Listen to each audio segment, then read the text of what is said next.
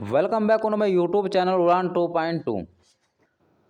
आज मैं आपके लिए लेकर आया हूँ महत्वपूर्ण क्वेश्चनों का एक संग्रह जो मतलब आपके एग्जाम के लिए बहुत ही ज़्यादा इंपॉर्टेंट होने वाला है, बहुत ही ज़्यादा आवश्यक होने वाला है। और ये जितने भी क्वेश्चंस है ये सभी किसी न किसी एग्जाम में आए हुए हैं। ऐसे नहीं है कि मतलब कहीं से उठाए ऐसे ही रख देगा, ठीक है। और ये ऐसे ही अप्रोक्सीमेटली मैं आपको पूरे 5,000 के लगभग क्वेश्चन कराऊंगा। ये 5,000 की सीरीज है और यही चलेगी, बीच में इंशाल्लाह कोई भी वीडियो नहीं आएगी, ठीक है ना। ये पूरे 5,000 क्वेश्चन हो जाने के बाद ही कोई दूसरा टॉपिक चलेगा। इसमें हमारा फिजिक्स हो जाएगा, केमिस्ट्री हो जाएगा और बायोलॉजी हो जाएगी। तो जो बच्चे ग्रुप डी की तैयारी कर रहे हैं या फिर किसी मतलब मानने के बाद सीधी तक बात ये है कि आप कोई भी एग्जाम दे लो, देखो साइंस के क्वेश्चन तो अब आते ही है, ठीक है। तो उसमें चाहे हमारा यूपी का एग्जाम हो, एसएससी हो, जीडी हो, कुछ भी हो, ठीक है, सभी में साइंस के क्वेश्चन भूल जाते हैं। तो ये अप्रोक्सीमेटली 5,000 क्वेश्चन, और 5,000 क्वेश्चन अगर आपने याद कर लिए, ठीक है, तो मतलब तो बात ही कुछ और होगी, ठीक है। तो उसमें पहला क्वेश्चन दिया कि गुरुत्वाकर्षण का सिद्धांत किसने दिया था। देखो सबको पता है गुरुत्वाकर्षण का सिद्धांत किसने दिया था,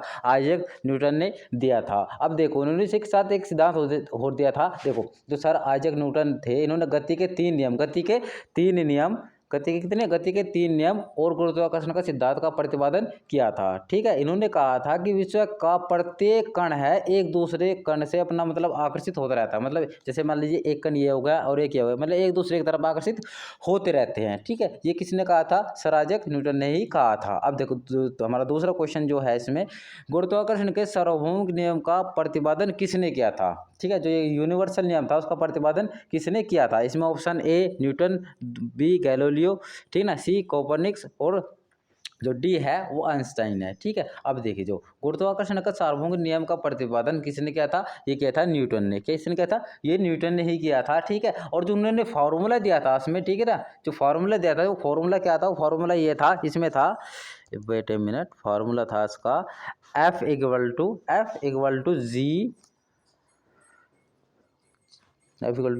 M1 M1 M2 R square, M2 R का स्क्वायर, ये फार्मूला दिया गया था, ठीक है। जिसमें जो F है, F तो उसमें फोर्स होता है, ठीक है। और जो M है, जो M1 होता है वो जो कोई भी पिंड होता है उसका पहला द्रव्यमान होता है। M2 क्या होता है, दूसरे पिंड का द्रव्यमान होता है, ठीक है। और R दोनों के बीच की दूरी होती है। और जो G दर्शाया गया है इसमें, G इसमें क्या है, G इसमें होता है गुरुत्वाकर्षण स्थिरांक, ठीक है, ठीक। अब देखिए अब नेक्स्ट क्वेश्चन में क्या बनता है हमारा, देखिए अंतरिक्ष यात्री निर्वात में सीधे खड़े नहीं रह सकते, क्यों। मतलब इसमें कारण पूछ लेगा कि क्यों खड़े नहीं रह सकते। उसमें नंबर 1 पर लिखा है कि गुरुत्व नहीं होता, वायुमंडल में श्यानता बल बहुत तीव्र होता है, या फिर सौर वायु ऊपर की ओर बल लगाती है, वायुमंडल दबाव बहुत कम होता है, ठीक है। हम चारों में से एक ऑप्शन बताना है। यूपीपीसीएस के दो मैंने में आया 2017 में क्वेश्चन आया हुआ है, तो कुछ तो होगा, देखो मैं बताऊंगा। उसमें होता क्या है कि अंतरिक्ष में कम गुरुत्व के चलते अंतरिक्ष यात्री सीधे खड़े नहीं रह पाते, ठीक है। मतलब वहाँ पर जो मतलब ग्रेविटेशनल फोर्स होता है वहाँ पर बहुत कम होता है, ठीक है। तो इसमें ऑप्शन ए होगा, ऑप्शन ए इसमें राइट हो जाएगा, ठीक है। अब देखिए इसमें नेक्स्ट क्वेश्चन जो हम बनते हैं, देखिए इसमें जो पांचवा क्वेश्चन हमारा बनता है वो होता है अंतरिक्ष यान जो चक्कर लगा रहा है। मतलब एक अंतरिक्ष यान, मान लीजिए कि अंतरिक्ष यान है और वो चक्कर लगा रहा है, ऐसे करके चक्कर लगा रहा है, ठीक है। तो उससे मतलब एक सेब छोड़ दिया जाए, मतलब उसे एक सेब छोड़ दिया जाए, ठीक है, जाता है तो वह मतलब उसके साथ वो जो सेब छोड़ा हमने उसके साथ क्या होगा, वह कंडीशन बतानी है कि फिर ऋतु की ओर गिरेगा या फिर कम गति से गतिमान होगा, मतलब कम गति से आएगा, या फिर क्या करेगा। तीसरा ऑप्शन है अंतरिक्ष यान के साथ साथ उसकी गति में गतिमान हो जाए, मतलब अंतरिक्ष यान जो है उसी के साथ साथ गति करने लगेगा, ठीक है। या फिर अधिक गति से, मतलब और ज़्यादा उसकी गति जो है और ज़्यादा बढ़ जाएगी, ठीक है। हम चारों में से एक ऑप्शन आपको बताना है। ये क्वेश्चन भी पीसीएस में कितने में आया है, 2010 में आया हुआ है, ठीक है। अब देखिए इसमें क्या होता है, जो अंतरिक्ष होता है, अंतरिक्ष में गुरुत्वाकर्षण का अभाव होता है, जो ग्रेविटेशनल फोर्स होता है वो अभाव उसका की कमी होती है, ठीक है। तो क्या होगा कि ये जो एप्पल होगा, ठीक है, तो ये अंतरिक्ष यान के साथ साथ गति करना आरंभ कर देगा, ठीक है। अब देखिए इसमें जो अगला क्वेश्चन है वो थोड़ा इंपॉर्टेंट सा होने वाला है, ठीक है। आप इसे ध्यान से देखिए। इसमें लिखा है कि पीसा की झुकी हुई मीनार, पीसा में एक मीनार है, पीसा की झुकी हुई मीनार मीनार गिर नहीं जाती, क्यों, मतलब क्यों नहीं गिरती। देखिए लैंग्वेज थोड़ी अटपटी दी है, मतलब को क्यों नहीं गिरी, मतलब क्यों नहीं गिरते, मतलब झुकी हुई मीनार है वो फिर भी क्यों नहीं गिरती, ठीक है। तो उसमें ऑप्शन ए जो दिया गया है, ऑप्शन ए में कहा गया है कि वह शीर्ष भाग से पतली हो गई है, ठीक, पतली हो गई है, ऐसा कुछ बोल रहा है उसने, ठीक है।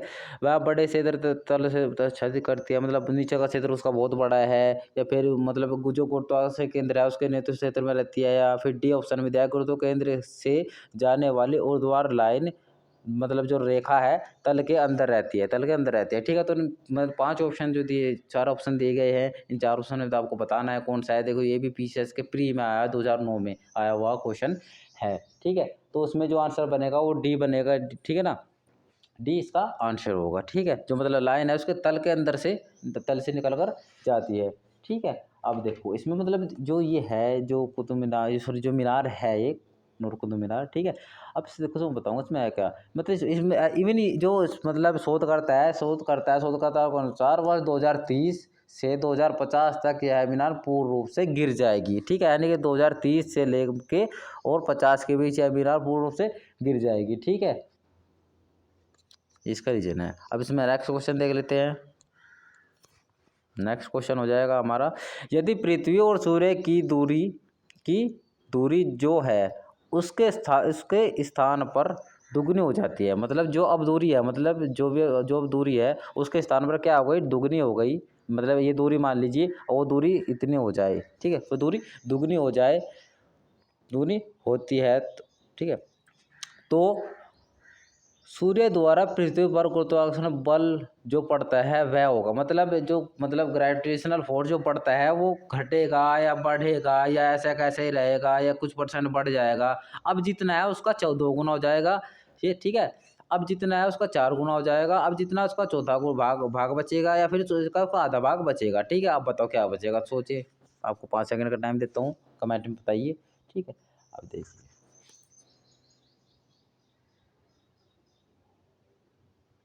नहीं पता है, ठीक है मैं बताता हूँ, ठीक है। अब देखो, अब जितना है ना उसका चौथा भाग, ठीक है, उसका चौथा भाग रह जाएगा, ठीक है। मतलब जितना अब है उसका चौथा भाग है, मतलब ग्रेविटेशनल फोर्स बहुत कम हो जाएगा, ठीक है। ओके। अब नेक्स्ट क्वेश्चन है, जब कोई वस्तु ऊपर से गिराई जाती है तो उसका भार मतलब कोई वस्तु है और वो ऊपर से गिराई जाती है तो उसका भार भार मतलब भार होता है, शून्य होता है, परिवर्तनशील होता है, अपरिवर्तित होता है, या फिर सारे के सारे गलत है। ये एमपीपीसीएस में आया हुआ क्वेश्चन है, ठीक है। अब बताइए, देखो इसमें क्या होगा, कुछ आदर्श परिस्थिति होती है, ऐसे किसी वस्तु को ऊपर से गिराने पर उसका भार में कोई परिवर्तन नहीं होता, क्योंकि उसका द्रव्यमान और उस पर लगने वाला गुरुत्वाकर्षण त्वरण जो त्वरण होता है, मतलब जो गुरुत्वाकर्षण त्वरण होता है वो अपरिवर्तित रहता है, ठीक है। तो उसका जो ऑप्शन है वो बी राइट रहेगा, अपरिवर्तित रहेगा, जो बात था वही रहेगा, ठीक है, उसमें कोई परिवर्तन नहीं होगा, ठीक है। अब देखिए इसमें नेक्स्ट क्वेश्चन देख लेते हैं। नेक्स्ट क्वेश्चन में लिखा है, लकड़ी, लोहा और मोम के समान आकार के टुकड़े हैं, उन्हें समान ऊंचाई से पृथ्वी की ओर गिराया जाता है तो कौन सा टुकड़ा सर्वप्रथम पृथ्वी की सतह पर पहुंचेगा। मतलब मान लीजिए कि ये एक बिल्डिंग है, यहाँ पर, ठीक, ये एक बिल्डिंग है, करीबन मान लीजिए 1000 फुट ऊंची है, ठीक है। और मैंने यहाँ पर एक तो लोहे का टुकड़ा गिराया, एक लकड़ी का और एक मोम का, ये 4 टुकड़े मैं नीचे गिराता हूँ, ठीक है। तो अब ये बताइए इनमें से सब सर्वप्रथम कौन सा टुकड़ा जमीन पर यानी पृथ्वी पर आकर गिरेगा, ठीक है, पृथ्वी पर आकर गिरेगा, ठीक है। अब देखिए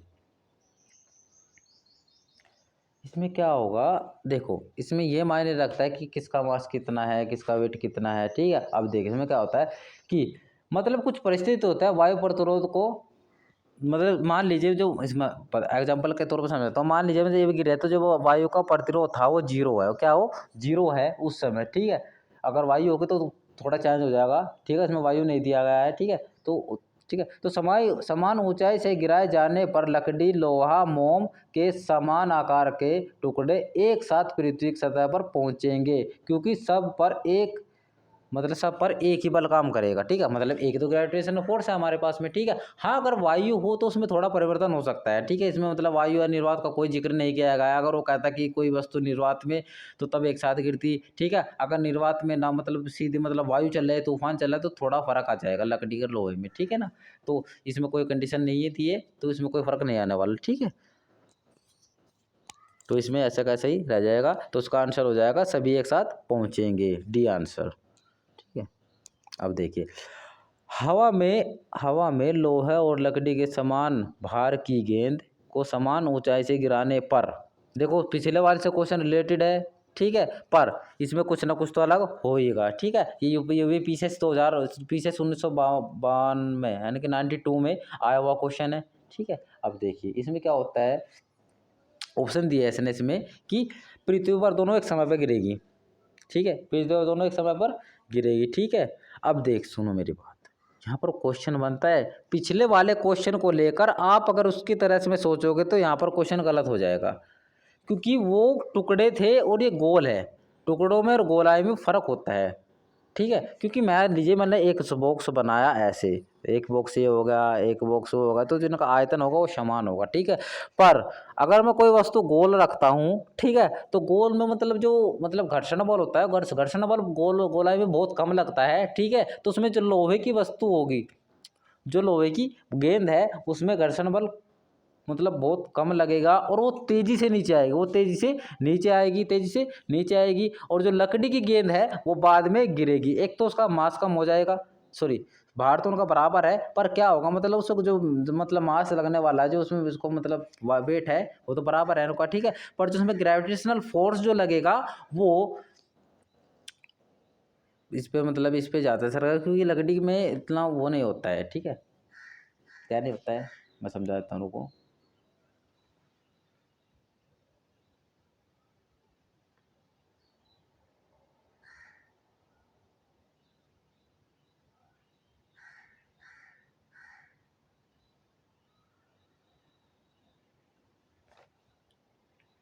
देखो सुनो, अगर हवा देख इसमें क्वेश्चन कैसे बता समझाया गया है कि मतलब अगर हवा होगी, ठीक है, तो मतलब दोनों एक साथ गिरेंगे, मतलब ठीक है। अगर निर्वात में डाले जाए तो लोहे की गेंद पहले आएगी, ठीक है, लोहे की गेंद पहले आएगी, ठीक है। पर देखो उसमें फिर वो वाली बात आ रही है, मैं ना तो निर्वात की बात की गई ना वो की गई, ठीक है, फिर दोनों एक समय पर गिरेगी, ठीक है। तो इसमें क्या होगा, इसमें सी आंसर हो जाएगा, ठीक है। इसमें थोड़ा डाउट लग रहा है क्वेश्चन में, फिर देखते हैं। अब देखिए उसमें एक क्वेश्चन बन जाता है ये वाला क्वेश्चन, इस क्वेश्चन में थोड़ी बहुत प्रॉब्लम आ जाती है हमारे सामने, ज़्यादातर देखने को मिलती है ये प्रॉब्लम्स, ठीक है। तो इसमें क्वेश्चन में बोला गया है कि इन्हें सुमेलित करना है, जैसे रेडियम है, रेडियम किससे रिलेटेड है, पेनिसिलिन किससे रिलेटेड है, एक्सरे किससे रिलेटेड है और चेचक किससे रिलेटेड है, ठीक है। अब देखो इसमें ना आपको एक ऐसा ऑप्शन ढूंढना होता है कि जो मतलब स्टार्टिंग लेवल में लास्ट लेवल का क्वेश्चन देख रहे हैं कि लास्ट में और स्टार्टिंग मतलब एक भी अगर आपकी याद है तो उस क्वेश्चन को देखो, देखो आपको पता है, देखो जो ये एक्सरे है, एक्सरे खोज किसने की थी, क्या पता है आपको, पता नहीं है, ठीक है। अब देखो जो रेडियम है, जो रेडियम है, रेडियम की खोज किसने की थी, रेडियम मतलब ये परमाणु से रिलेटेड होता है, तो जो रेडियम की खोज है वो की थी मैडम क्यूरी ने, किसने की थी, मैडम क्यूरी ने की थी, मैडम क्यूरी ने 1898 में की थी, यानी कि 1898 में की थी, 1898 में इसकी खोज की थी, ठीक है। तो देखिए पहले नंबर पर दो होना चाहिए, तो मतलब दो यहाँ पर दो ऑप्शन में आ रहा है, ठीक है, यानी कि ए, ठीक है, ये अभी मतलब इसको हम निर्धारित नहीं कर सकते। अब बात है पेनिसिलिन की, किसकी, पेनिसिलिन की बात आती है, तो जो पेनिसिलिन है, पेनिसिलिन की खोज अलेक्जेंडर ने की थी, किसने की थी, अलेक्जेंडर फ्लेमिंग ने की थी, ठीक है। तो पेनिसिलिन की खोज की थी अलेक्जेंडर फ्लेमिंग ने, ठीक है। तो देखिए अब देखिए यानी कि इसमें क्या हो जाएगा, दूसरा होगा, तो यानी कि इसका ए आंसर करेक्ट हो जाएगा। और जो एक्सरे है, एक्सरे खोज की थी मतलब रोजेंटन ने, और जो जो बचता है, क्या बचता है, चेचक, चेचक की खोज किसने की थी, एडवर्ड जेनर ने की थी, ठीक है। तो मतलब एक इसमें सीरियल ढूंढना है कि दो अगर आपको मिल जाए तो पूरा क्वेश्चन का सुमेलित करने का आपको कोई आवश्यकता नहीं है, ठीक है। आपको स्टार्टिंग से लेकर चलना होता है, स्टार्टिंग से लेकर चलिए यहाँ से, ठीक है, तो आपको क्वेश्चन कभी गलत नहीं होगा, ठीक है। अब देखिए ये क्वेश्चन में थोड़ा रेयर टाइप से का है, ठीक है। पृथ्वी अपनी कक्षा में लगभग 400 यानी कि 4400 किलोमीटर प्रति घंटा की गति से घूमती है। इतनी तेज गति को हम अनुभव क्यों नहीं कर पाते? मतलब पृथ्वी है अपनी कक्षा में रोटेट कर रही है, घूम रही है, घूम रही है, घूम रही है, ऐसे करके घूम रही है, घूम रही है, घूम रही है, ठीक है। और मैं यहाँ पर खड़ा हूँ, ठीक है। तो ये मतलब जो गति है मुझे अनुभव क्यों नहीं होती, ठीक है। मैंने आपको गति में पढ़ाया था कि जब हम किसी भी गतिमान वस्तु के साथ में गति करते हैं तो हम उसकी गति को महसूस नहीं कर पाते, क्योंकि हम भी उसी के साथ घूम रहे हैं, उसी के साथ घूम रही है, ठीक है। मतलब उसी गति के साथ हम भी गतिमान है, ठीक है।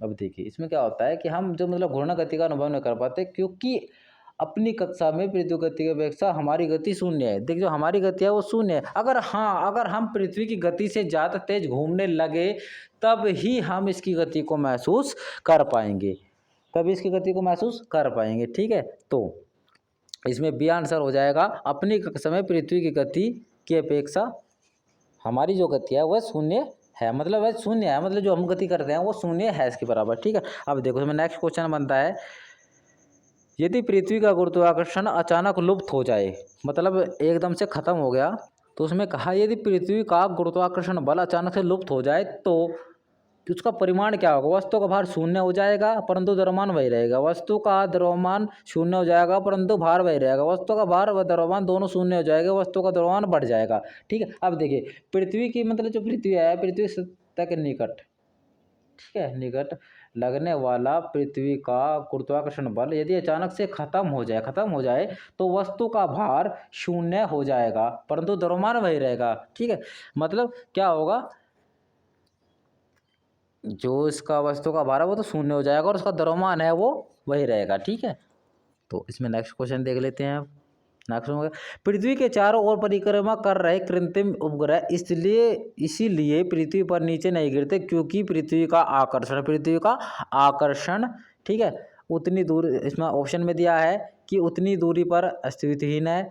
चंद्रमा के आकर्षण करने से निष्क्रिय हो जाता है, उसकी नियमित चाल के लिए आवश्यक गति प्रदान करता है, उसकी गति के लिए आवश्यक त्वरण प्रदान करता है, ठीक है। ये मतलब ये आईएएस में क्वेश्चन आया हुआ है, देखो 2011 में ये क्वेश्चन आया था, ठीक है। तो उसमें क्या होगा, देखो जो मतलब जो पृथ्वी को और जो कृत्रिम उपग्रह होते हैं वे दो प्रकार के बल पर कार्य करते हैं, ठीक है। एक तो केंद्रीय बल होता है, दूसरा होता है प्रबोक्स बल, ठीक। केंद्रीय बल गोला का मतलब जो पृथ्वी है गोलाकार मतलब गोलाई में ऐसे बल लगता है, ठीक, ऐसे होता है, ऐसे बल लगता है, ठीक है।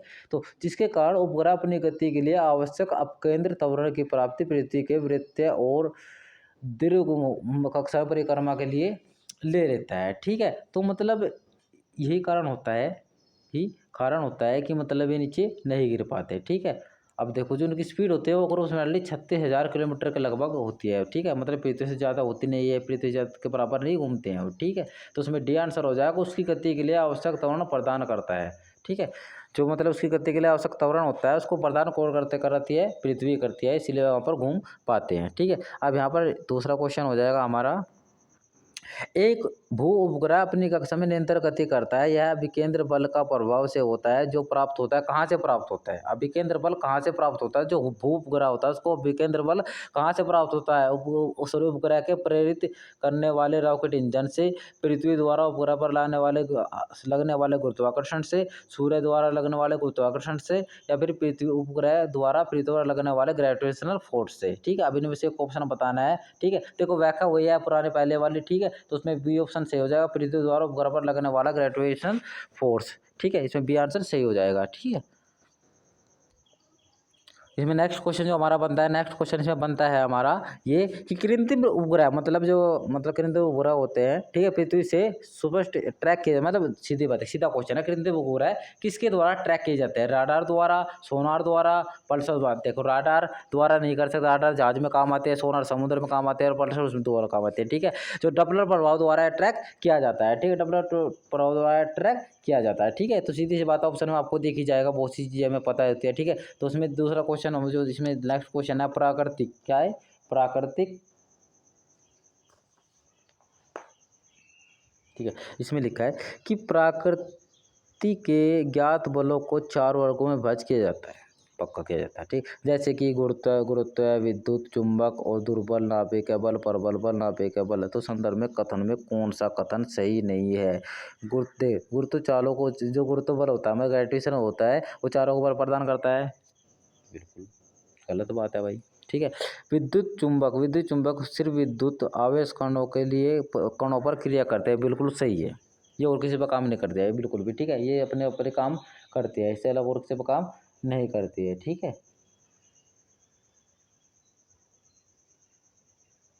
ठीक है, नहीं आप बिल्कुल गलत सोच रहे हैं। ठीक है, ये गलत हो जाएगा ये भी। ठीक है, तो इसमें दुर्बल नाभिका पर सभी विघटन का कारण है, ये भी गलत हो जाएगा।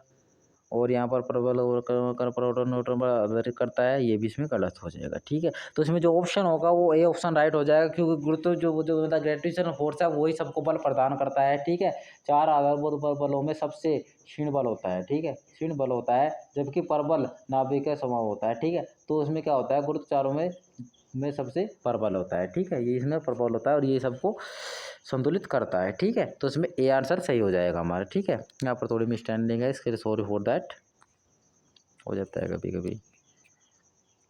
अब देखिए इसमें किसी लिफ्ट में बैठे व्यक्ति को अपना भार कब अधिक मालूम पड़ेगा, मतलब कब उसे मतलब लिफ्ट में अपना जो वेट है वो कब उसे ज़्यादा महसूस होगा। ठीक है, कब उसे महसूस ज़्यादा होगा। ठीक है, अब देखिए जब लिफ्ट त्वरित गति से ऊपर जा रही हो, जब लिफ्ट त्वरित गति से नीचे से आ रही हो, वेग से ऊपर जा रही हो और वेग से नीचे आ रहा हो। देखो जब लिफ्ट नीचे आती है तो हमारा वेट कम हो जाता है, आपने खुद महसूस करा होगा, तो प्रैक्टिकली है। ठीक है, तो उसमें ए आंसर बिल्कुल राइट हो जाएगा हमारा। ठीक है, तो उसमें ए आंसर राइट हो जाएगा, जब लिफ्ट त्वरित गति से ऊपर जा रही हो, जब हमारा वेट मतलब बढ़ जाता है। ठीक है, अब देखो उसमें होता है कि जो लोलक होता है, लोलक घड़ियाँ गर्मियों में सुस्त हो जाती है, क्यों, मतलब क्यों हो जाती है? गर्मियों में दिन लंबे होते हैं, कुंडले में घर्षण होता है, लोलक की लंबाई बढ़ जाती है, लोलक के भार में परिवर्तन हो जाता है। देखो यूपी पीसीएस और प्री में दोनों में क्वेश्चन आया हुआ है, ये इंपॉर्टेंट क्वेश्चन है क्योंकि ये क्वेश्चन कई बार पूछ लिया गया है। ठीक है, तो ये क्वेश्चन आपके लिए इंपॉर्टेंट है। ठीक है, जो सरल लोलक का आवर्त काल निकलता है उसका फार्मूला होता है टी इक्वल टू, क्या होता है कि टी इक्वल टू होता है 2 पाई अंडर रूट होता है अंडर रूट एल अपॉन जी। ये इसमें फार्मूला लगता है इसका, ये फार्मूला होता है, अगर फार्मूला बोझ लिया जाए आपसे। ठीक है, तो उसमें सी आंसर हो जाएगा, सी आंसर हो जाएगा। जो लोलक होता है उसकी लंबाई बढ़ जाती है, जिस कारण गर्मियों में लोलक घड़ियाँ जो होती है उनका यानी कि वे सुस्त हो जाती है। ठीक है, अब इसमें क्वेश्चन है कि एक लड़की झूले पर बैठी हुई झूला झूल रही है, उस लड़की के खड़े हो जाने पर प्रज्वल आवर्तकाल कम हो जाएगा। तो देखिए कम हो जाएगा, अधिक हो जाएगा, लड़की की ऊंचाई पर निर्भर करता है, अपरिवर्तित रहेगा। देखो IAS के प्री में आया 1957 में। ठीक है, अब ये क्वेश्चन देखिए। ठीक है, ठीक है, इसका तो इसमें हो जाएगा, अगर लड़की खड़ी हो जाती है तो उसका क्या हो जाएगा, जो मतलब उसका आवर्त है प्रज्वल आवर्त काल है वो क्या होगा, वो कम हो जाएगा। ठीक है, क्योंकि जो लोलक होता है, जो मतलब जो लोलक होता है वो किस पर निर्भर करता है, लंबाई पर निर्भर करता है, तो इसीलिए यह कम हो जाएगा। ठीक है, ये कम हो जाएगा। सो अगर वीडियो अच्छी लगी हो तो लाइक और शेयर करें, और I hope you like this video, so like it, share it, and